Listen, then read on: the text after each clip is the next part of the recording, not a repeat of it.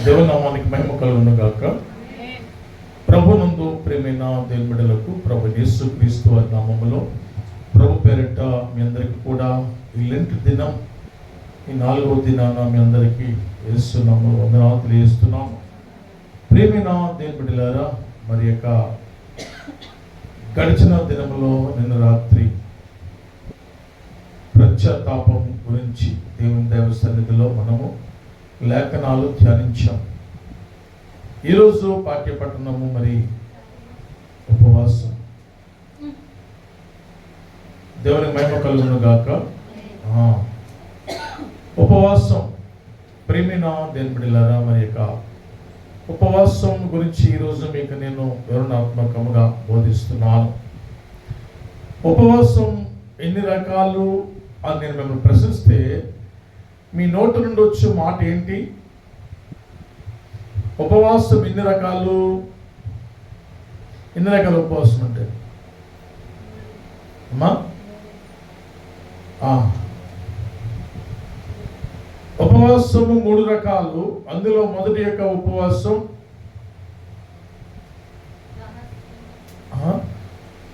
మూడు రకాలు. మొదటి రకము ఏ రకమైన ఉపవాసం మనం ఆలోచన చేయాలి. విషయాలు అది ఏ రకమైన ఉపవాసం మనం అనుకుంటాం. ఉపవాసాలన్నీ ఒకటే అని అనుకుంటున్నాం, కానీ ఉపవాసాలన్నీ ఆయా రీతుల్లో ఉన్నాయి. అనగా నాకు తెలిసినటువంటి సందర్భాలను ఈవేళ 3 విషయాలను, దగ్గర పెన్నులు ఉన్నాయా? పెన్నులు రాసుకుని అందరూ కూడా 3 విషయాలను మీ దగ్గర నేను ఉంచబోతున్నాను. మొదటిది దేవునికి ఇష్టమైన ఉపవాసము. ఏ ఉపవాసం? మొదటిది దేవునికి ఇష్టమైన ఉపవాసం. అయ్యా దైవజనుడా, దేవునికి ఇష్టమైన ఉపవాసం అనే గ్రంథంలో ఎక్కడుంది అని ఆలోచన చేస్తే యెషయా గ్రంథము 58వ అధ్యాయంలో, యెషయా గ్రంథము 58వ అధ్యాయము 7 నుండి 8 వరకు చదవండి. మీ ఆహారము ఆకలిగొని వానికి పెట్టుటయు, మీ రక్త సంబంధులకు ముఖము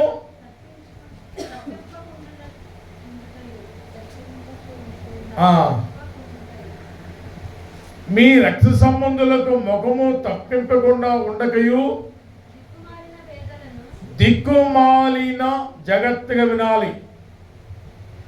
తండ్రైన దేవునికి ఏది ఇష్టమైన ఉపవాసం అనుకుంటే, దిక్కుమాలిన బీదలకు నీ ఇంట చేర్చుకునుటయు, వస్త్రహీనుడు నీకు కనబడినప్పుడు, వస్త్రహీనుడు నీకు కనబడినప్పుడు వానికి వస్త్రములు ఇచ్చటయు. అది చాలు. ఇదియే కదా నాకు ఇష్టమైన ఉపవాసం. పరిశుద్ధ గ్రంథములో దేవునికి ఇష్టమైన ఉపవాసం అంట ఎలా ఉండాలంటే, ఆకలిగున్న వారికి ఏం పెట్టాలి? ఆహారము పెట్టాలి. ప్రభువారు అంటున్నారు ఒక సమయంలో, ఒక దినాన, నేను ఆకలిగా ఉన్నప్పుడు ఎవరు నాకు ఆహారం పెట్టలేదు, నేను దప్పిగా ఉన్నప్పుడు ఎవరు నాకు దప్పిక తీర్చలేదు అని యేసు ప్రభు వారు మాట్లాడుతున్నారు. అంటే అక్కడ ఉన్నటువంటి ప్రజలు అంటున్నారు, ప్రభువా నీవే జీవాహారమై ఉన్నావు కదా, నీవే ప్రశస్తమైన వస్త్రములు ఇస్తావు కదా, నీవెప్పుడు అడిగావు ఆకలిగా ఉన్నావని, నీవెప్పుడు అడిగావు వస్త్రాలు కావాలని? జాగ్రత్తగా వినాలి మాటలు. తండ్రైన దేవునికి ఏది ఇష్టమంట? ఏ ఆహారం, ఏ ఉపవాసం అంట? ఆహారము లేని వారికి ఆహారమును, దిక్కుమాలిన బీదలకు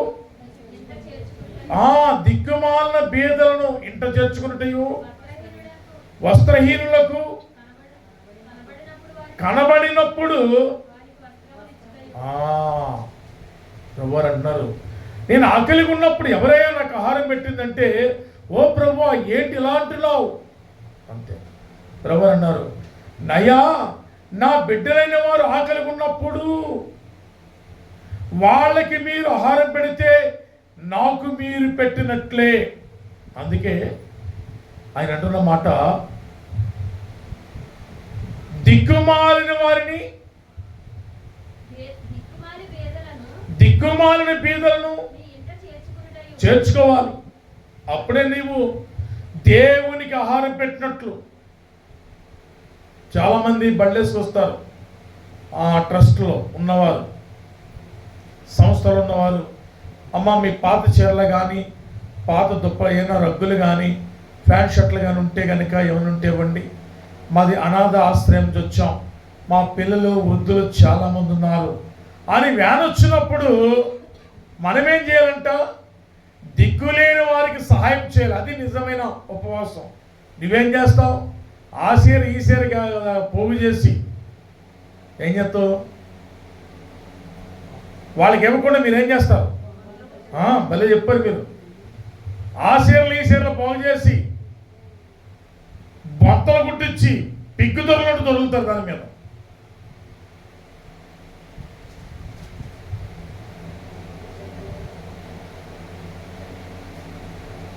కానీ నా ప్రభుకి ఇది ఇష్టమైన ఆహారం అది కాదు.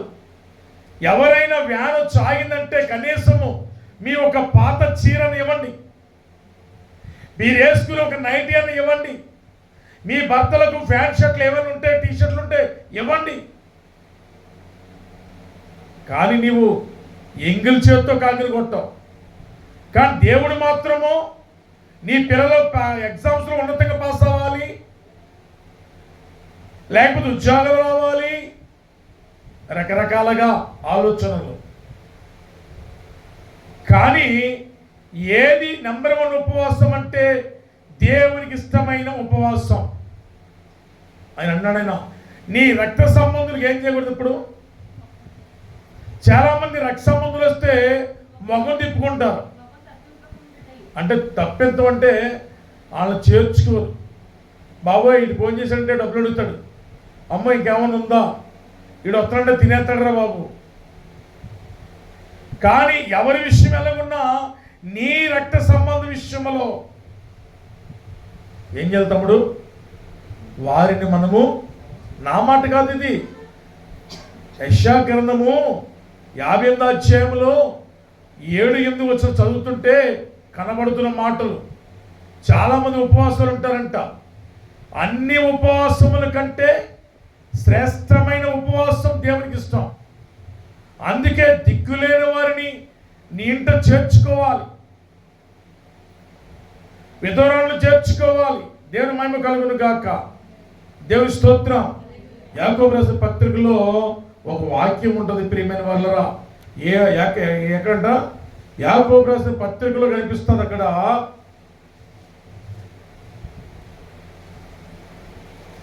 చక్కని మాటలు, దిక్కులేని వారిని దర్శించటయు, బేదలను కనికరించటయు అని తేట తెల్లగా వ్రాయబడి ఉంటుంది మాటలు యాకోబు రాసిన పత్రికలో.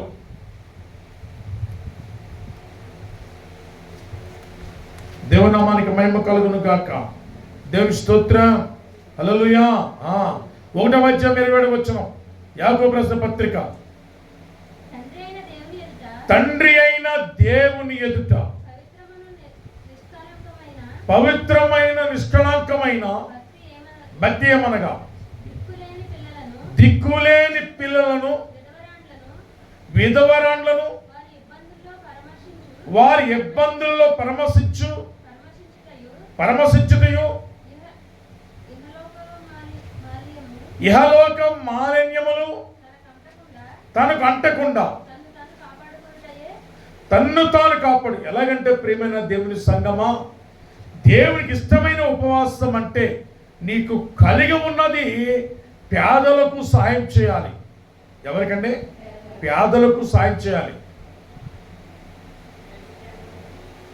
బుక్కులాడించుకుంటూ బుక్కుతూ ఉంటాం మనం వస్తామని. పక్కింటోడికి కూడా మనం సాయం చేయం. ఎవరన్నా భర్త తెస్తుంటే చాలా మంది భార్యలు ఆ పాలిథిన్ కవర్లో కనపడకుండా సింక్ సోటమ్మట లోపల పడిపోతారు.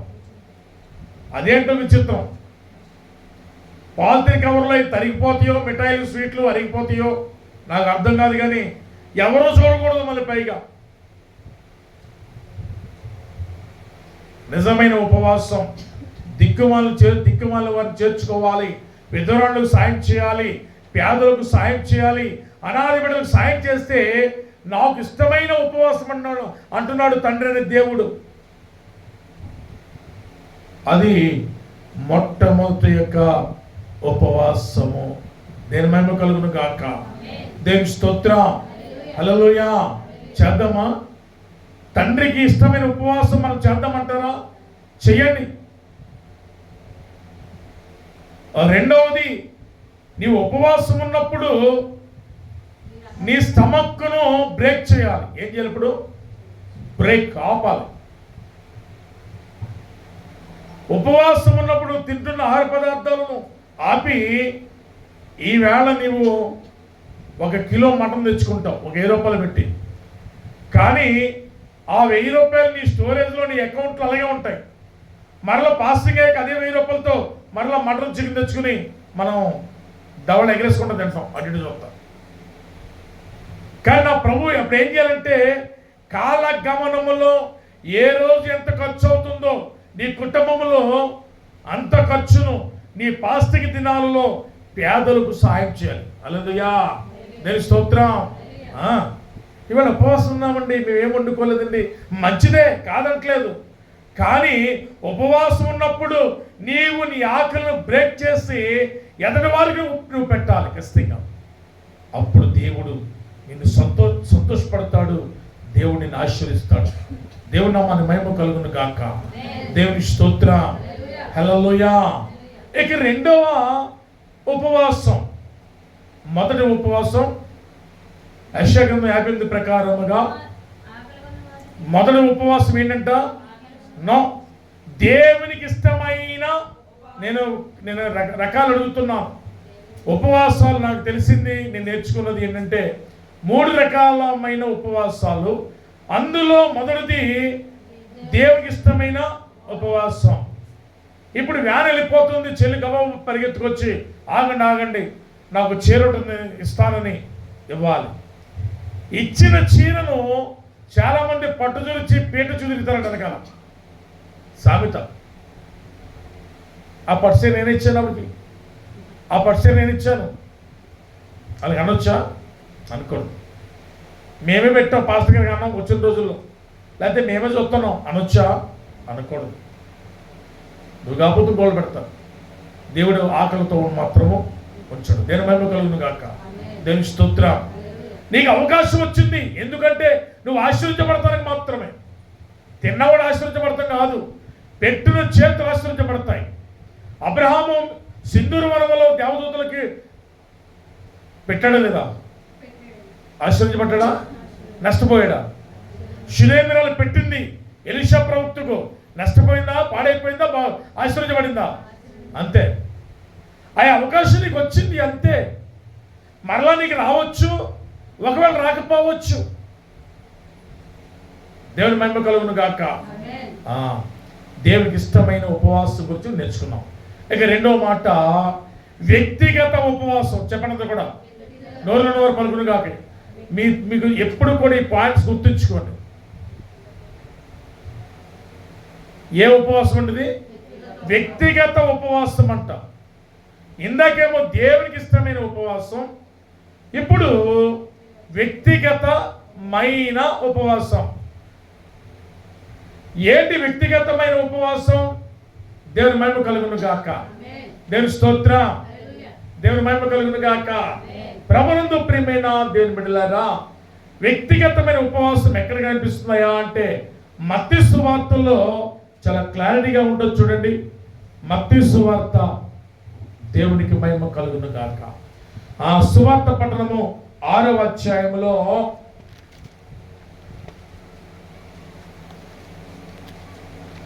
దేవునికి మహిమ ఘనత ప్రభావము కలుగును గాక.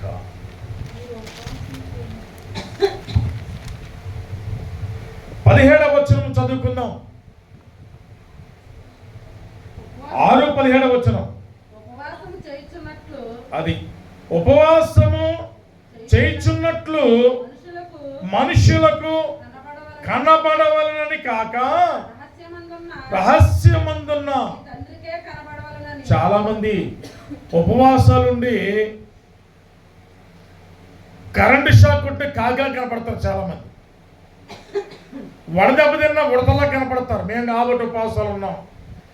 మేమేనండి పొద్దుటి నుంచి మంచినీళ్ళు తాగకూడదు, తాగలేదండి, తీనీళ్ళు కూడా తాగలేదండి బాబు. ఉపవాసం. నువ్వు ప్రజలకు కనపడకూడదు, కానీ దైవ దృష్టిలో దేవునికి నువ్వు దేవుని యందు కనపరచబడాలి. ఆమె చెప్పండి కూడా. నువ్వు కనపడతానని చేసే ఉపవాసం అది నీకు నష్టమే కానీ ఆశీర్వాదం ఎప్పటికీ కూడా కాదు. వ్యక్తిగత ఉపవాసం అంట ఎలా ఉండాలంటే, ఉపవాసం చేయుచున్నట్లు మనుషులకు కనబడవలనని కాక రహస్యమందున్న నీ తండ్రికి మాత్రమే కనపడాలి.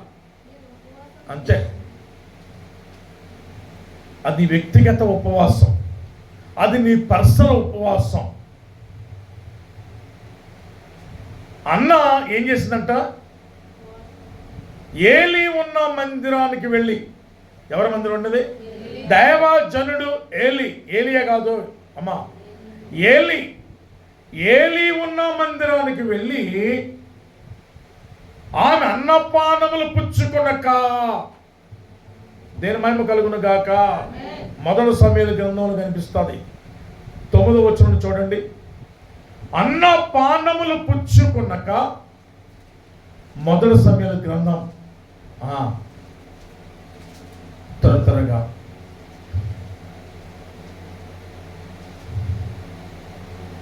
1వ అధ్యాయము 9 నుండి చదువుకుందాం. అక్కడే వారు షీలోహులో అన్నపానములు అన్నా లేచి యాజకుడైన ఏలి ఉన్న మందిరపు స్తంభము దగ్గర ఉన్న ఆసనం మీద కూర్చుని ఉండగా. చూడండి, వ్యక్తిగత ఉపవాస ప్రార్థన ఎట్లా ఉందో చూడండి. మనమంటాం వాళ్ళు రాలేదండి, వీళ్ళు రాలేదండి, ఒకళ్ళు ఇద్దరు చేంజ్ చేస్తామని అంటావు నువ్వు కష్టంగా. నీకు మనుషులు కావాలని మరి ఉపవాసం ఉంటే, మనుషులు కావాలని ప్రార్థనకు వస్తే అది నీకు ఆశీర్వాదం కాదు. ఎవరున్నా ఎవరు లేకపోయినా నేను ఉండాలి మందిరములో. అయ్యారు ఎమ్మెల్యే గారు 2 లక్షలు పేటకి ఇచ్చారంట కదా, ఎవరి పేరు కాదు కానీ నా పేరు, మా చెల్లి పేరు, మా చెల్లి గారి పిల్లల పేరు రాయండే. అట్లా కావాలి, ముందే కావాలి మనకి. కానీ దేవుని మందిరంలో ఎవరున్నా ఎవరు లేకపోయినా నేనే ముందు వెళ్ళాలి. అప్పుడే ఎవరు రారండి, అప్పుడే వీళ్ళ పోవాలి అక్కడికి వెళ్ళి. దేవుని మహిమ కలుగును గాక. దేవుని స్తోత్రం. నీ పర్సనల్ విషయంలో వ్యక్తిగత ఉపవాసం చాలా ప్రాముఖ్యమైనది. అప్పుడు నువ్వేం చేయాలి రామా? ఏం చేయాలి? అన్నపానములు పుచ్చుకొనక మందిరములకు వచ్చి. ఎక్కడ రావాలండి ఇప్పుడు? మందిరములకు వచ్చి యాజకుడైన ఏలి మందిరములో స్తంభము దగ్గర ఆశ్రయం మీద కూర్చుని ఉండగా బహు దుఃఖక్రాంతురాలై వచ్చి యెహోవా సన్నిధిని. ఆమె దుఃఖక్రాంతురాలై అంటే ఏడుస్తూ ప్రార్థన చేస్తుందంట. నువ్వు ఎప్పుడైనా మందులు ఏడ్చావా ఎక్కెక్కబడి?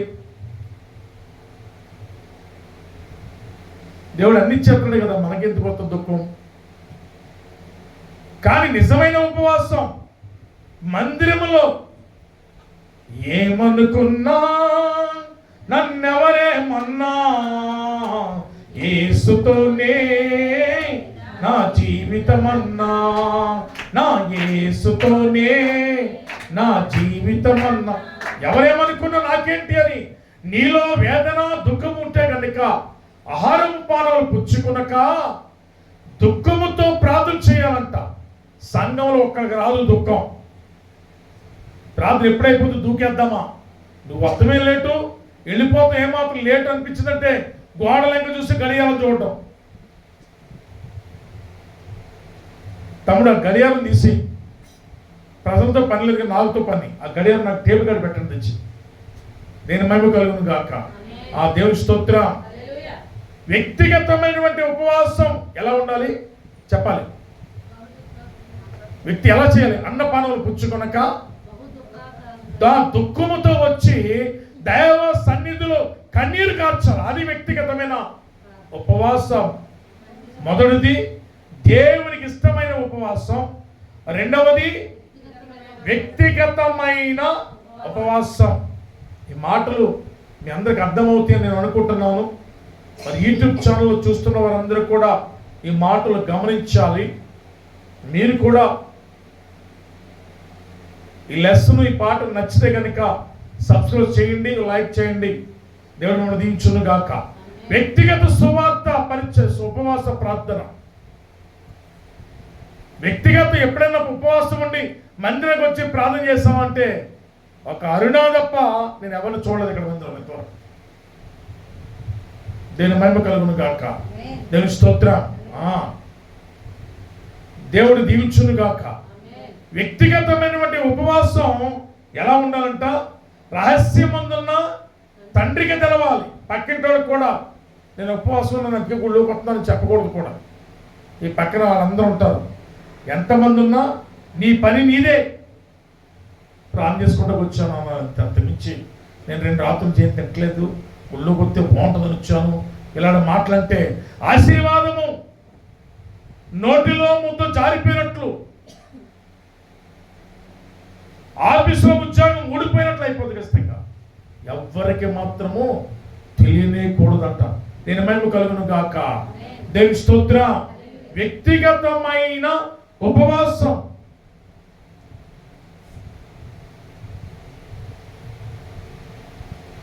ఇక 3వ ఉపవాసం. మొదటిది ఉపవాసం చెప్పండి వాళ్ళందరూ కూడా. దేవునికి ఇష్టమైన. రెండోది వ్యక్తిగతమైన ఉపవాసం. నీ పర్సనల్. దేవుని ఉపవాసం అంటే ఏంటి? దేవుని ఇష్టమైన ఉపవాసం అంటే ఏంటి?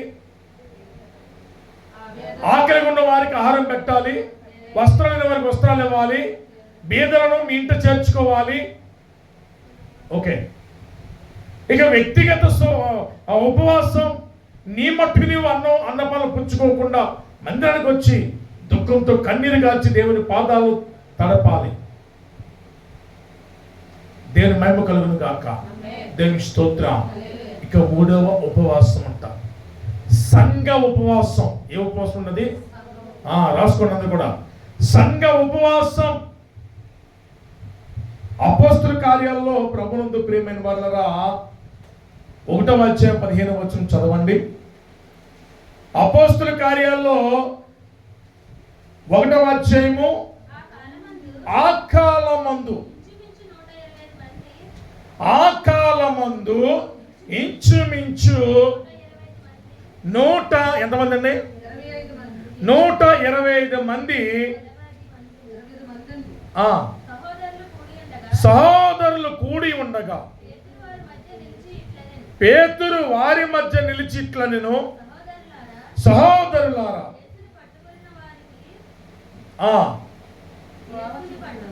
అమ్మా ఎంతమంది అంటే అక్కడ ఉన్న వాళ్ళందరూ 120 మంది అక్కడ ఉన్న వాళ్ళందరూ ఐక్యతగా ఉన్నారంట. ఐక్య ఉపవాస ప్రార్థనా కూడికలని దైవజనులు పాంప్లెట్లు వేస్తారు కదా. ఐక్య ఉపవాసమైనప్పుడు సంఘమంతా ఉపవాసం ఉండాలి. ఐక్య ఉపవాస ప్రార్థనా కూడికలు అక్టోబర్ మాసంలో ఈ నెలలో నవంబర్లో, అక్టోబర్లో, మరి 3 రోజులు సెప్టెంబర్లో స్టార్ట్ చేస్తున్నాం. మా సంఘంలో 3 రోజులండి, అక్కడ ఆ సంఘంలో 3 రోజులని అంటారు. అది ఏ ఉపవాసం? అది సంఘ ఉపవాసము. సంఘములో చేర్చబడిన నీవు సంఘం తరపున ఉపవాసం ఉండాలి. నేను మహిమ కలుగును గాక. వ్యక్తిగతంగా ఉపవాసం ఉండాలి, దేవునికి ఇష్టమైన రీతిలో ఉండాలి. మూడవది సంఘం అందరితో కూడా ఏకీభవించాలి. ఆమె చెప్పడంతో కూడా అప్పుడే నేను దీవిస్తాడు. వాళ్ళు ఉంటారండి, నేను ఉండనండి, నేను ఉద్యోగానికి వెళ్ళాలండి, నేను డ్యూటీకి వెళ్ళాలండి, నేను పొలం పనికి వెళ్ళిపోవాలండి. నువ్వు వెళ్ళు, సంవత్సరం అంతా పనిలోకి వెళ్ళు, సంవత్సరం అంతా డ్యూటీల మీద డ్యూటీలు, పగల duty, day duty, mid night duty, ఎన్ని డ్యూటీలు చేయి. నేను ఎవరు వద్దంటారు? సంవత్సరానికి ఒక్కసారి సెలవు పెట్టండి ఖచ్చితంగా. ముందే చెప్పండి, మీ రైతులతో చెప్పండి, మీ ఆఫీసర్ అధికారులతో చెప్పండి, మీ వానర్స్తో చెప్పండి, మీ యజమానితో చెప్పండి. సంవత్సరంకి ఒకసారి ఉపవాస ప్రార్థన కూడికలు జరుగుతాయి. ఐక్య ఉపవాస ప్రార్థన. నేను మహిమ కలుగును గాక. అపోస్తుల కార్యాలు 2వ అధ్యాయము 41వ వచనము జాగ్రత్తగా చదివితే అక్కడ ఏమని రాయబడిందంట? అపోస్తుల కార్యాలు 2వ అధ్యాయం. కాబట్టి అతని వాక్యము అంగీకరించిన వారు చెప్పడం ఒకసారి అంతా కూడా అంతే. అతని వాక్యం అంగీకరించిన వారు బాప్తిజం పొందిరి. ఆ దినమందు ఇంచుమించు దేవుని నామానికి మహిమ ఘనత ప్రభావములు ఆయనకే కలుగును గాక. 120 మంది ఐక్య ఉపవాసములో ప్రార్థన చేస్తున్నప్పుడు ఎంతమంది బాప్తిజాలు పొందారంట? అయ్యగారిని ఎవరు వస్తారండి గుడికి? నువ్వేనా అడిగా ఒక 6 గుడికి 4 వారాలు అలా పోస్ట్ మీద గుడి కనపడం, పాడేసిన నల్ల పూసాన్ని కనపడద్దేమో కానీ పొరపాటుగా ఏమో కాలేదు, ఏమో ఏంట్రా ప్రాబ్లం రావట్లేదు, అయ్యారు ఖాళీ ఉండలేదండి, పనులు ఉండలేదండి, ఏదో అర్జెంట్ బిజీగా అండి, బిజీ షెడ్యూల్ అండి, అదండి ఇదండి, ఏదేదో కానీ సంఘము పెరగాలి అంటే ఐక్య ఉపవాస ప్రార్థనా కూడికలు సంఘములో జరగాలి. నీవు ఆశ్రయించబడాలంటే వ్యక్తిగతమైన ఉపవాసం, సంఘము వర్ధిల్లాలంటే ఐక్య ఉపవాస ప్రార్థనా కూడికలు జరగాలి. 120 మంది ఏక మనసు ఏకాత్మతో వాళ్ళు ఉపవాసం ఉండి ఆరాధిస్తున్నప్పుడు 3000 మంది రక్షించబడ్డారంట. దేవుని మహిమ కలుగును గాక. దేవుని స్తోత్రం. నీవు కూడా హోలీ ఫైత్ చర్చిలో నీవు ఒక భాగస్తురాలివి, ఒక మెంబర్ నీవు అయి ఉంటే ఏం చెప్పకూడదు? షాకులు చెప్పకూడదు. ఏం చెప్పకూడదండి? రోజు పెడతాం ఉపవాస ప్రార్థనలో, ఇది పైన మనకే కాదు. సంవత్సరానికి క్రిస్మస్ 2 సార్లు చేస్తామా? ఈస్టర్ 4 సార్లు చేస్తామా? ఏదైనా సంవత్సరానికి ఒక్కసారే. పెళ్ళి అనేది ఒక్కసారే. మీరు గుర్తుపెట్టుకోండి, అది 2వ పెళ్ళి అండి, 3వ పెళ్లి లెక్కలు కాదది. పరిశుద్ధకరమైన పెళ్లి, పానుపు నిష్కళంకమైనది, పవిత్రమైనది. పెళ్లి జరిగిందంటే జీవితంలో ఒక్కసారి జరిగిన ఆ పెళ్లి భార్య అండి, ఆవిడ పెళ్లి భర్త అండి, దానికి ఉన్న లెవెల్ వేరు. ఈ మధ్య నువ్వు 100 మంది చేసుకో, ఉంపుడు గత్తులు అవుతారంట బైబిల్ ప్రకారంగా. దావీదుకి ఎంతమంది అంట? 100 మంది. పత్రిలు ఉపపత్రులు అంట. ముఖ్యమంత్రి, ఇది ఎక్కడ జీవితం ఫస్ట్ అంటాం, ఉప ముఖ్యమంత్రి అంట. దేవుని మహిమ కలుగును గాక. ప్రధాని ఉప ప్రధాని ఉన్నట్టు. కానీ నేను ఎందుకు చెప్తున్నానంటే ఈ మాట, 120 మంది ఏక మనసుతో ఉన్నారు. సంఘంలో ఎంతమంది ఉన్నారో అన్నది కాదు, ఏక మనసు ఎప్పుడైతే సంఘం వచ్చిందో, పాస్టర్ గారికి తిరుగుబాటు చేయటం, సంఘం గురించి తప్పుగా మాట్లాడటం, సంఘస్థుల గురించి లోకుగా చేసి ఆవిడ అలాగే ఇవిడ ఎలాగని చెప్పడం, లెక్క అప్పగించుకుంటారు ఖచ్చితంగా. 100% చెప్తారు. ఐక్య ఉపవాస ప్రార్థన నువ్వు ఖచ్చితంగా ఉంటే 3000 మంది ఏంటి, 10,000 మంది భక్తులు పొందుతారు. ఆమె చెప్పడం కూడా హల్లెలూయా. సంఘములో నీవు చేర్చబడాలి. నువ్వు సంఘంలో చేర్చబడితే నిత్యత్వానికి నువ్వు అర్హురాలు, ఎలిజిబిలిటీ ఉంటుంది. నీకు ఆధార్ కార్డులో నెంబర్ లేకపోతే గవర్నమెంట్ తరఫున ఏమన్నా మీకు ఏమవుతాయా? రైతు భరోసా, రైతు కిసాన్. రైతు భరోసా పడిందా చూసుకోవాలంటే అడిగితే అక్కడ రైతు భరోసా కార్యాలయం నుంచి అడుగుతారు, మీ ఆధార్ కార్డు నెంబర్ చెప్పండి అంటారు. ఆధార్ కార్డు నెంబర్ చెప్పకపోతే నీ పొలం ఏ సర్వే నెంబర్లో ఉందో ఎవరికి తెలడం కష్టంగా. మళ్ళీ అడాంగులు A1 B1 అడాంగులు తీయాలి బయటికి. మళ్ళీ నువ్వు సంఘంలో చేర్చబడితే ఎలిజిబిలిటీ, చేర్చబడిన నీవు రక్షించబడితే ఎలిజిబిలిటీ, దేవునికి ఇష్టమైన పాత్రగా ఉంటే ఎలిజిబిలిటీ. మొదటిది సంఘములో చేర్చబడాలి, రెండవది సంఘములో రక్షించబడాలి, సంఘములో దేవునికి పనికొచ్చే పాత్రగా ఉపయోగకరంగా ఉండాలి. నేను మహిమ కాక ఈ మూడు నీలో ఉంటే నీవు నిత్యత్వానికి ఎలిజిబిలిటీ. నేను మహిమ కలుగును గాక. దేవుని స్తోత్రం, ప్రైజ్ ది లార్డ్, హల్లెలూయా. ప్రభువునందు ప్రియులారా, మరి ఈ మాటలు మరి ముగిస్తున్న సమయం దగ్గరైంది కనుక ఇక నేను చెప్తున్న మాటలు సంఘము ప్రియులారా, సంఘ ఉపవాసం అంతే. అయితే దీనికి మూలఘట్టం ఉంది. ఉపవాసాలకి ఏంటి ఆ మూలఘట్టమో ఆలోచన చేస్తే ప్రాముఖ్యమైన విషయాలు అదే 17వ వచనంలో కింద చదవండి. 17వ వచనంలోనే నీ తండ్రికి కనబడవలనని నీవు ఉపవాసం చేయించున్నప్పుడు 6 మత్తయి సువార్త 6:17 వచనం. మత్తయి సువార్త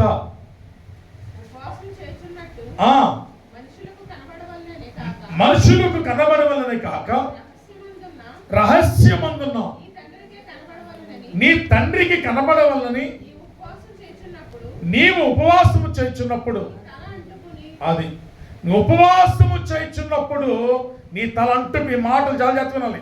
ఉపవాసం ఉన్నప్పుడు నీ తల అంటుకుని. ఎవరైనా ముఖం కడుక్కున్నాక తలస్నానం చేస్తారా? తలస్నానం చేసి మొహం కడుక్కుంటారా? చెప్పాలి కరెక్ట్గా తమ్ముడు పృథ్వీ. ముందు మొహం కడుగుతావా, తలస్నానం అయితే మొహం కడుగుతావా? అది కానీ బైబిల్లో దేవుడు ఏమని రాయించారు? ముందేమో తలస్నానం, రెండవది మొహం కడుక్కోవాలంట. ఇక రివర్స్ ఉంది. ఎవడైనా కూరను తిన్న తర్వాత మజ్జిగను తింటాడు, కానీ మజ్జిగను ముందు కూరను తింటాం అది కరెక్ట్ లైన్ కాదని అనుకుంటున్నాను. మీరు అలా తింటే తినండి, నేను అలా తినలేను. కానీ నేను మహిమ కలుగును గాక. ప్రభునందు ప్రియమైన దేవుని బిడ్డలారా, నీ తలంటుకోవాలంట. ఏ తలంటుకోవాలి అమ్మా? తలక స్నానం అంట. అంటే దేని అంటుకోవాలంట? నీ తలంపులను అంటుకోవాలి. మామ చెప్పండి. తండ్రి దేవుడు అన్నాడు, మీ తలంపుల వంటివి కావు. అవునా కదా? దేవుని తలంపులు రావాలి. తలంటుకోవడం అంటే 4 కుంకుడుగలు తెచ్చి పూర్వం అంటే చదువుకొట్టి వేడిలో నానబెట్టి అందుకని మందారకేసి ఆ ఇతర సిమ్లు నానబెట్టి అప్పుడు పట్టుకెళ్ళేవారు. ఇప్పుడేమో కార్తీక్ అని, మేరా అని ఏవో షాంపూలు తలస్నానం చేస్తానికి, తల మురికి వదిలించుకోవడానికి. కానీ నా ప్రభు చెప్తున్నది శరీరమైన మోడే, కానీ దాని యొక్క లోతైన అర్థం ఏంటంటే దేవుని తలంపులు నీ తలకంటించాలి. నా తలపులకు అందనిది నీ సిలువ ప్రేమ, నీ అరచేతిలో. ఎన్నిసార్లు పాడినా ఆడు అలాగే పాడుకుంటాడు. ఆడి పైన పాట. నేను మహిమ కలుగును గాక. నేను స్తోత్రం. యేసు గొర్రె పిల్లను నేను, వతకు తేబడిన గొర్రె పిల్లను. యేసు గొర్రె పిల్లను నేను, వతకు తేబడిన గొర్రె పిల్లను. దినదినము చనిపోవుచున్నాను, దినదినము చనిపోవుచున్నాను, యేసుక్రీస్తులో బ్రతుకుచున్నాను.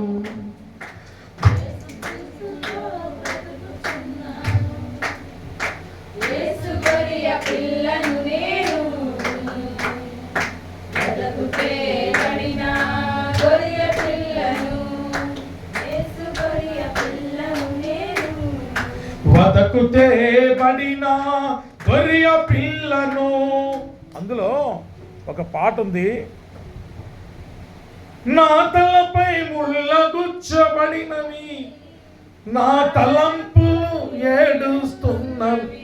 తలంపులు పిల్లరా, ఈ ఉపవాస ప్రార్థనలో నీ తలంపులు మారాలంట. ఏం మారాలంటే దేవునికి ఇష్టమైన తలంపులు. తలసం చేయడం, షాంపూ తలుపు చేసుకుని బట్టలు చేయొచ్చు, కానీ అది ఈజీయే. కానీ నీ తలంపులు మార్చుకోవాలి. ఉపవాసం ఉన్నప్పుడు ఏం మార్చుకోవాలండి? నీ తలంపులు. ఏ తలంపులు రావాలప్పుడు? దైవ తలంపులు రావాలి. దేని మహిమ కలుగును గాక. దేవునికి స్తోత్రం. హల్లెలూయా. నీ తలంపులు వాక్యం అనే ఉదక స్నానము చేయాలి. ఏ స్నానం అండి? వాక్యములో లేకపోతే, వాక్యము వినకపోతే, చాలామంది గంగా, యమున, సరస్వతి నదులలో తాళమే తాళం చేస్తారు. 12 సంవత్సరాలకి అప్పుడు తాళం చేయడం మరి నాకు గలదు, ఆయన నాకు గలదు, కానీ 12 సంవత్సరాలకు పనిగొట్టుకెళ్ళి మునుగుతారు.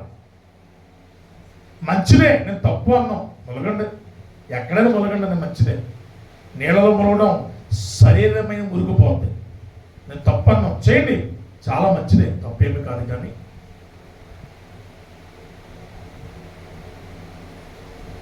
ఎక్కడ ములగాలి నువ్వు ఇప్పుడు?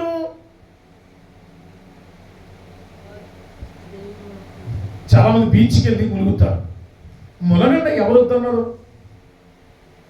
గోదావరికి సమ్మర్ వస్తున్నారు, వెళ్ళి ఫ్యామిలీలు ఆ చిన్న పిల్ల పెద్ద పెద్ద లేకుండా నాది ఈ వయసు అన్న సంగతి మర్చిపోయి జలకాలాలు ఆడుతూ ఉంటారు. అందులోకి వెళ్ళి చెయ్యండి, అది తప్పేమి కాదు. స్నానం మంచిదే, నేను తప్పు పెట్టుకోవట్లేదు, నేను పొగుడుతున్నాను విషయంలో. దేని మహిమ కలుగును గాక.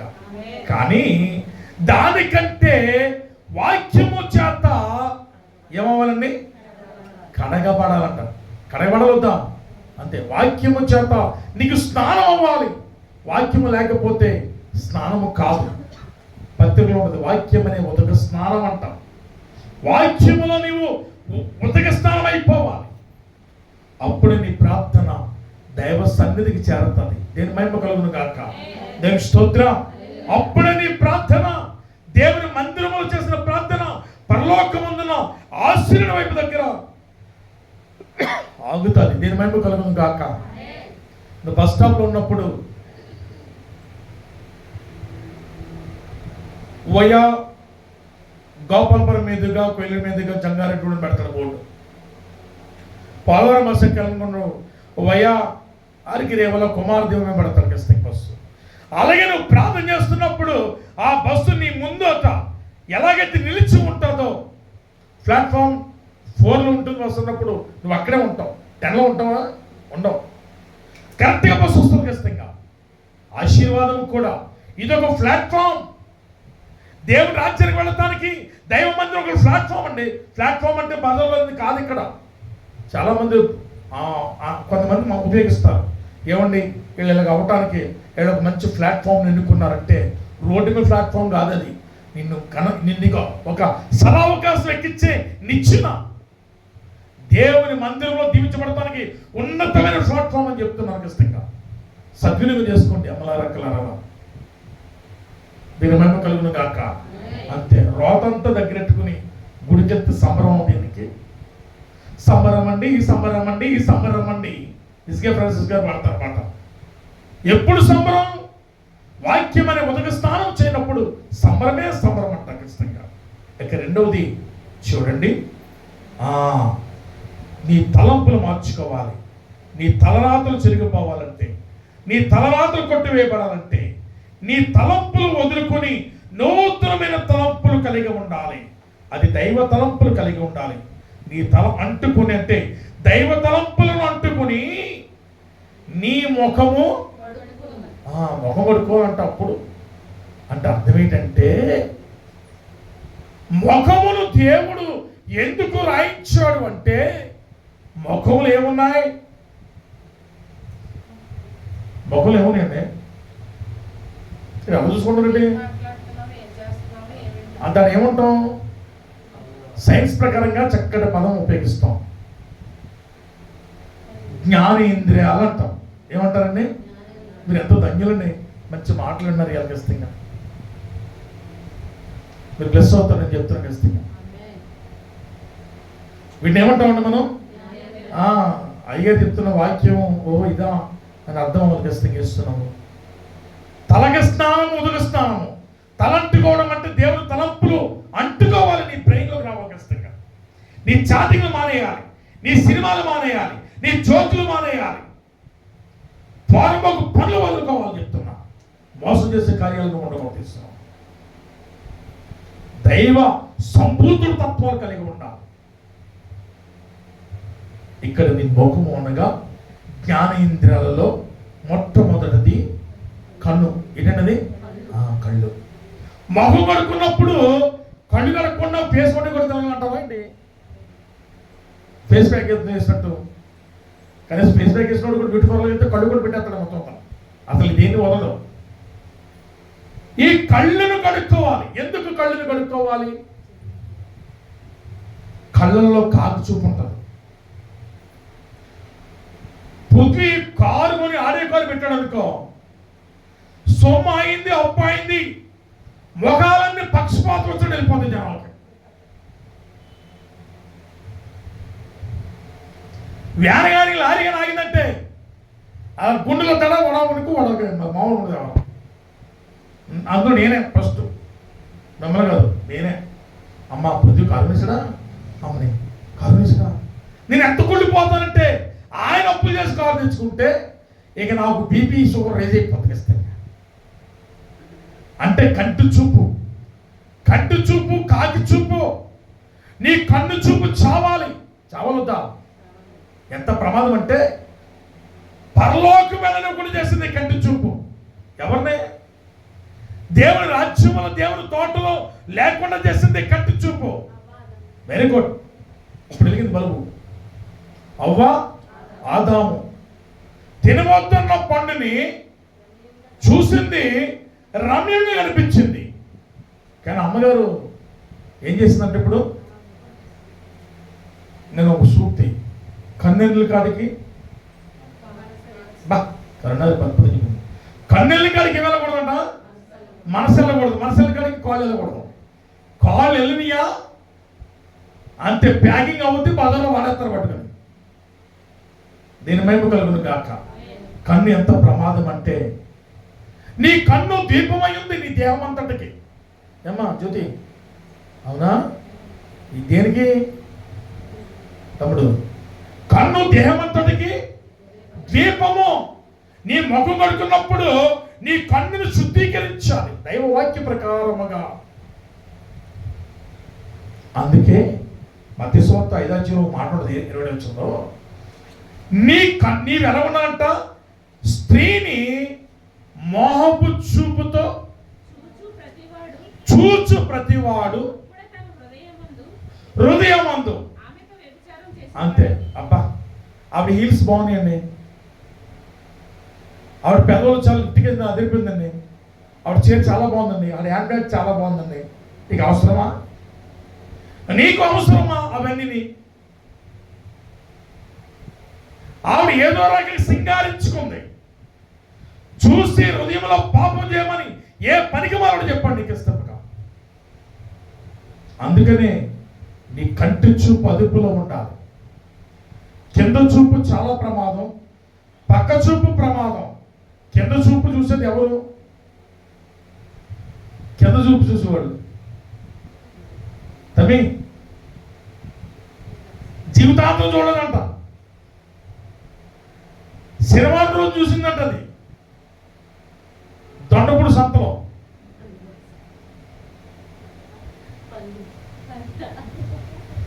పంది బతుకున్నంతకాలం కింద కింద చూస్తుంది. కానీ వాక్యం ఏమంటుంది? మీరు దేని లక్ష్యం పెట్టకూడదంట. కింద ఉన్న వాటిని, పై ఉన్న వాటి వైపు మనకు గురి ఉండాలి. ఈ పంది తరగా ఎప్పుడు ఎంతసేపు దానికి అదే పని ఉంటుంది ఉంటాం. కానీ దాన్ని నలుగురు కుర్రాళ్ళు పట్టుకుని కాల్జీలు కట్టి కర్ర అడ్డగా పెట్టి దాన్ని చక్కగా పలకిలా పట్టుకెళ్ళిపోతూ ఉంటారు. ఆకాశం తన్నం ఉందకూడదంట అప్పుడు దొరద. అది కింద చూపు. ఇక రెండవది పక్క చూపు అంట. పక్క చూపు అంటే ఎవరు? కింద చూపు ఎవరు చూస్తారు? ఇంకా వసంతకాలంలో దావీదు టైం అయిపోద్ది. వసంతకాలంలో దావీదు మేడ మిద్ది మీద నుండి మేడకి దగ్గర అందుబాటులో కంటి చూపు మేరలో కనబడుతున్నవంటి ఏ సేవ? బెత్షెబ కాదు, బెత్షెబ. ఎవరి భార్య ఆవిడ? బోరియా, ఉరియా భార్య. ఉరియా ఎవరు? దావీదు యొక్క సైన్యములో యుద్ధ వీరుడు. నేను మమ్మకాక అయ్యగారు పైనుండి కింద చూసాడు. కింద చూపు చూడొచ్చా? పతనం ఏంటి జీవితం అక్కడ మామూలు చేస్తారు ఖచ్చితంగా. కింద చూపులు చూడకూడదు. చాలా మంది బిల్డింగ్లు ఎక్కి కింద చూస్తూ ఉంటారు అలాగా టౌన్లో. మీకు ఆ సంగతి తెలవదు. ఎంత పాపమో. వెనక చూపు చూస్తుందంట. వెనక చూపు చూడొచ్చా? ఎవరు చూస్తారు వెనక చూపు? నోట్లు పలకండి, పళ్ళు నోటు పలుకుతుంది అంతే కాదు, నోటుతో. ఇది వరకు టీవీలో వార్తలు ఎక్కువ మాట్లాడేవారు కాదు. నోరుగా ఉండకూడదు. ఇక్కడ నోరు తీసి మాట్లాడే దేవుడు నోరు ఇచ్చాడు. ఎవరండి ఆవిడ? వెనకకి తిరిగి చూస్తుందంట. చూడొద్దని చెప్పాడంట. అక్కడికనే ఉప్పు స్తంభం అన్న సంగతి నాకు తెలుసు. ఆవిడ లోతు భార్య. అది చెప్పండి. ఉప్పు స్తంభంగా మారిపోయిందంట. కిందకు చూడకూడదు. ఇప్పుడు నాగలి మీద చేపట్టుకున్నాక వెనక్కి తిరిగి చూడకూడదు. చాలా మంది నాగలి మీద చేయహత్తలు వచ్చేద్దే. మేమేమి దేవుని సేవ చేసేస్తాం, సువార్త ప్రకటించేస్తామంటారు. ఇలా సువార్తలు ప్రకటించలేక ధనాపేక్ష ఉంటుంది. ఈ ఉద్యోగాలు వ్యాపారాలు వెళ్ళిపోతూ ఉంటారు ఖచ్చితంగా. కానీ దేవుడు లెక్క అప్పించుకుంటూ జాగ్రత్త. నేను మేము కలుగును కాక. నాగలి మీద చేయి పెట్టకూడదు. మేము దేవుడు పని చేస్తాం, దేవుడు సువార్త చేద్దాం అంటారు. చాలా మంది ఆపదలో ముక్కేసుకుంటారు. పరిస్థితులు అలాంటి. మొక్కుకోకూడదు, సమర్పించుకోకూడదు, కమిట్ అవ్వకూడదు. ప్రభు నేను బ్రతికితగా సేవ చేస్తాను అనుకున్నాను. అంత ఖచ్చితంగా దేవుడు బ్రతికించాడు. సేవ చేయలేవుద్దా? ఒక్కడో సేవ చేయాలి తప్పదేక. నేను మేము కలుగుతాను కాక. అది వెనక్కి తిరిగి చూసిందంట. చూడదని చెప్పిన ఉప్పు స్తంభముగా మారిపోయింది. మరి మనం ఎటు చూడాలి? ఇప్పుడు కిందకు చూడకూడదు, పైకి చూడకూడదు. కన్నెంత ప్రమాదం చూడాలి. ఇప్పుడు ఎటు చూడాలి మనం? ఇప్పుడు పరమందున్న ఆశ్చర్యుడి వైపు మాత్రమే. ఎక్కడుంది మాట? ఎక్కడుంది మాట? 103 దావీదు కీర్తనలో ఉంటుంది మాట. నీ దేవుడిని యెహోవా కరుణించేంత వరకు ఆయన వైపు తేరు చూడు. క్లోజింగ్ అయిపోయింది వాక్యం. మన దేవుడిని యెహోవా మనల్ని కరుణించేంత వరకు మన కన్నులు పైకి చూడాలి, దేవుని వైపు చూడాలి. చూపు అయిపోయిందండి. ఇక రెండోది ఏంటంట? చెవులు. మొహం కడుకున్నప్పుడు చెవులు కడగలే వద్దా? వాక్యమైన దూరం, వాక్యం నీరు గుర్తు. ఈ చెవులు కడగాలి. ఎందుకు కడగాలి చెవులు? అమ్మా చెవులు వేస్తే తీసుకోవడాక. కోతమని పెట్టాడు 3. చెడు వెనకు, చెడు చూడకు. ఇవన్నీ ఇందులో వచ్చేది. ఇప్పుడు చెవి దురద చెవి అంట. ఇక్కడ ఆయన ఒకటి చెప్తాడు. అలాగా లేదు, వాళ్ళు ఎప్పుడు వెళ్ళిపోయారు. దురద గల చెవుల వరకు ఉండకూడదంట. నీ తలంటుకున్నాక నీ తలంపులు మార్చాక నీ చూపు పద్ధతి మారాలి. రెండవది నీ చెవులు మంచిని వినాలి. ఆమె చెప్పడం కూడా దురద గల చెవుల వారికి మాత్రము చెడు వినకూడదు. ఏం చెప్పడు? ఎవరో చెప్తారు వాళ్ళు అలాగంటండి, వీళ్ళు ఎలాగంటండి అని చెప్తారు. ఖచ్చితంగా వినమని ఎవరు చెప్పండి ఖచ్చితంగా. కానీ ఆది కాండములో అవ్వమ్మ దగ్గరకు వచ్చి మీరు ఎందుకు ఆ పండు తినట్లేదంటే మీరు దేవదూతల వల్ల మారిపోతారు తినని చెప్పిందంట సాతాను. సాతాను మాట విందే ఏమైపోయింది? ఎన్నావిడి శాపం తెచ్చుకుంది. ఏదోను తోట నుండి తరివేయబడింది. ఇప్పుడు చెడు మాటలు వినొచ్చా మనం? ఉపవాసంలో క్వాలిటీస్ అండి. మీరు ఉపవాసంలో ఏదో నేర్చుకోవాలి. ఉపవాసంలో కాదు, మీ బతికినంతకాలం కూడా ఉపవాసం. ఇది చదువు. ఎలా అనగా మీరు వాటిని తిను దినమున మీ కన్నులు తెరవబడనని మీరు మంచి చెడులను ఎరిగిన వారే దేవతల వలె ఉందురు. అంటే వీడు పొగిడాడు పాపం చేయించడానికి. ఒక దుర్మార్గుడు నువ్వు నవ్వుతే చాలా అందంగా ఉంటావు, నువ్వు పాట పాడితే చాలా అందంగా ఉంటావు, నువ్వు మంచి పనులు చేస్తుంటే నీకు ఇలాంటి భక్తులు లేరని పొగుడుతాడు. ఆ పనికిమానుడి దగ్గరికి ఈ పాపాత్మలు వెళ్ళిపోయే వరకు కూడా పొగుడుతూనే ఉంటాడు, పాపంలో పడేస్తాడు ఖచ్చితంగా. పొగడతా పాపం చేయండి రాసి పెట్టుకొని చెప్తున్నాను. నిన్నెవడన్నా పొగిడాడా పాపంలో అడ్డంగా దూరిపోయినట్టే ఇక నో డౌట్ ఆ విషయంలో. నువ్వు నవ్వుతే చాలా అందంగా ఉంటావు, అప్పుడు ఎంత సీరియస్ అనుభవం. నన్ను కూడా ఎత్తేస్తారు, అయ్యారు మీరు నల్లగా ఉన్నా మీ సీరియస్ వేరిని అంటారు.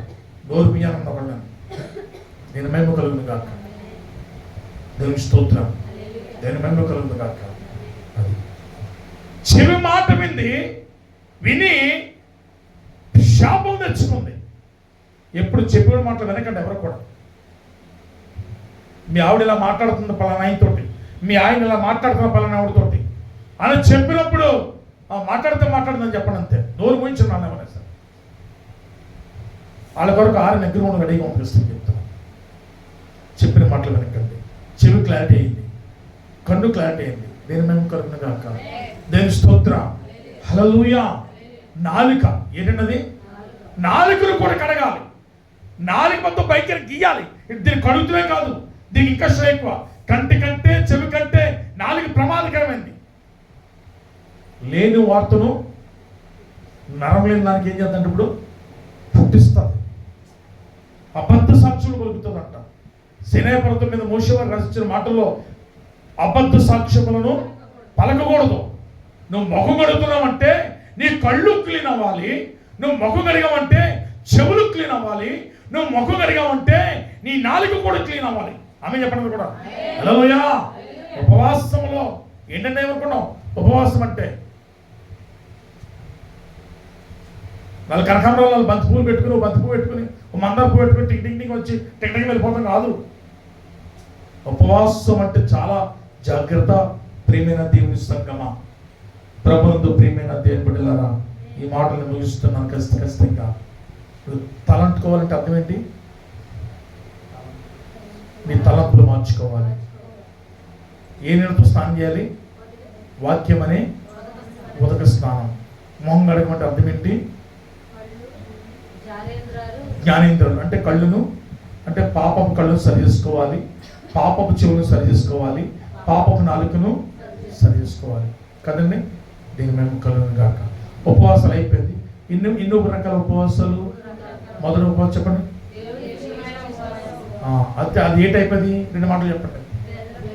పేదలు ఇంటి చేర్చుకోవాలి, వస్తువులు లేని వారికి వస్త్రాలు ఇవ్వాలి. 2వ రకం ఉపవాసం వ్యక్తిగతమైన అంటే అర్థం ఏంటి? అన్నపానం పుచ్చుకొనక, అన్నలాగా దుఃఖక్రాంతురాలు నీకున్న సమస్య కొరకు, రోగం కొరకు, జబ్బు కొరకు, అప్పుల కొరకు, రుణాల కొరకు, దురాత్మల కొరకు ఏమన్నా పీడించబడితే, శోధించబడితే నువ్వేం చేయాలంటే ఇప్పుడు దుఃఖముతో దేవుని బలిపీఠం కాడ ప్రార్థన ధూపము వేయాలి. వ్యక్తిగత ఉపవాసం.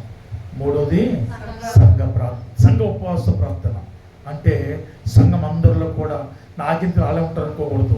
సంఘం ఉన్నప్పుడు నీవు కూడా ఉపవాసం ఉన్నప్పుడు ఏడ ఉంటారు కదా, నీ కుమారుడు కొరకు, కుమార్తెల కొరకు, యజమానుడి కొరకు, వ్యవసాయాల కొరకు, నీ యొక్క ఆర్థిక పరిస్థితి కొరకు సంఘం అంతా కలిసి ప్రార్థన చేస్తాను. నేను అనుకోగాక అలాంటి ప్రార్థన సంఘాన్ని అభివృద్ధి చెంది 120 మంది ఏకమంది శాఖాత్మతో ప్రార్థిస్తున్నప్పుడు మేడ గదిలో ఎంతమంది బాప్తిజం పొందారంట? సంఘం పెరిగిందా లేదా? 3 ఉపవాసాలు నిజమేనంటారా? అసలు అబద్ధం చెప్పారా? నేను నమ్మకం కాక ఈ 3 రకాల ఉపవాసాలు నేను ఎప్పుడు అడిగినా మీరు చెప్పేలాగా ఉండాలి. ఉందామంటారా? దేవుడి మాట దేవుడు దీవించును గాక. తల వంచండి. చిన్న ప్రార్థన. పరిశుద్ధుడైన దేవా, ప్రేమగల తండ్రి, మీకు వందనాలు. ఈ రాత్రి మీరు మాతో ఉన్నందుకు వందనాలు. 3 రకాల ఉపవాస ప్రార్థనలు ప్రభువా చేయడానికి సాయం చేస్తారని బట్టి వందనాలు. సంఘమునకు ప్రభు క్లారిటీగా అయా దేవునికి ఇష్టమైన ఉపవాసం, వ్యక్తిగతమైన ఉపవాసం, సంఘ ఉపవాసం మాట్లాడారు. ఈ 3 ఆడిలో 3 క్వాలిటీస్ నేర్పించారు. మీ బిడ్డల జీవితాంతరం ప్రభువా మీ తలంపులను అంటుకొని వాక్యమైన ఉదక స్నానం చేసి ముఖములో జ్ఞానేంద్రియాలు ఎలాగైతే శుభ్రం అవుతున్నాయో అలాగే ఆత్మ సంబంధంగా శుభ్రం అవడానికి సాయం చేయండి. ఈ దైవవర్తమానం ఎందరైతే విన్నారో వారందరూ కూడా దీవించండి ప్రభు. విన్న ప్రతి ఒక్కరికి కూడా ప్రభువా ఆయా మీ దేవుని చిత్తమైతే వాళ్ళకి ఇష్టమైతే ఛానల్ కూడా సబ్స్క్రైబ్ చేయడానికి లైక్ చేయడానికి సాయం చేయమని కూడి వచ్చిన 4వ రోజున సంఘంలో ఉన్న వారిని యూట్యూబ్ ఛానల్ ద్వారా ఉన్న వారిని దీవించి గణపరచ మహిమపరచమని యేసునామములో అడుగుచున్నాను ప్రభు తండ్రి. ఆమేన్ ఆమేన్. అందరికి వందనాలండి. Praise the lord.